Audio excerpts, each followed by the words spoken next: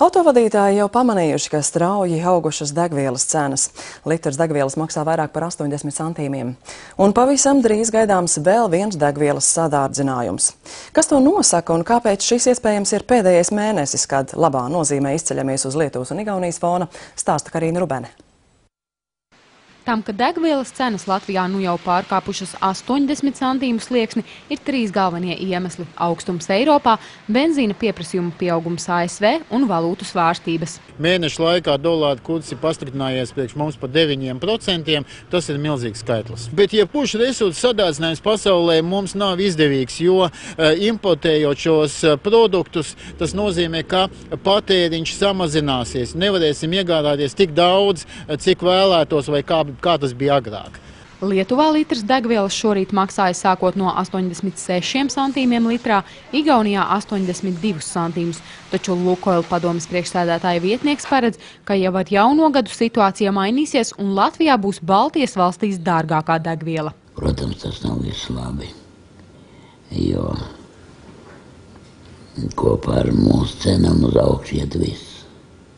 Jāvada ir viss, sākot ar maizi un beidzot ar dzelzceļu.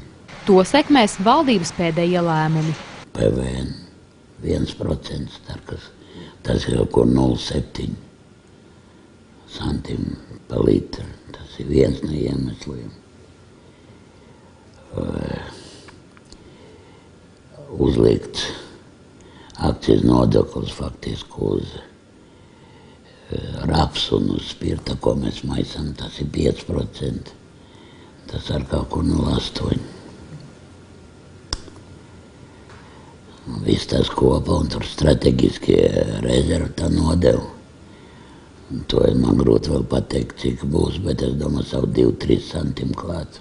Pieredze gan rāda, ka pieprasījums pēc degvielas tāpēc nekritīsies, jo salīdzinot, piemēram, ar pērno gadu, esot vērojams pat 15% pieaugums. Tā pakāpeniski ceļoties tām cenām vienkārši pieņem viņas. Tur neko varbūt nevar darīt. Uz bāku tas nav tik daudz, tāpēc starpību īsti pat neesmu rēķinājis. Cenšos izolēties ar gāzi braukt, jo ar benzīnu ir dārgi braukt un tā. Pie mums gandrīz pusi degvielas cenas veido nodokļi, vairāk nekā 40% produkta izmaksas, un tirgotāju rokās paliek iespēja variēt ar atlikušajiem 8%.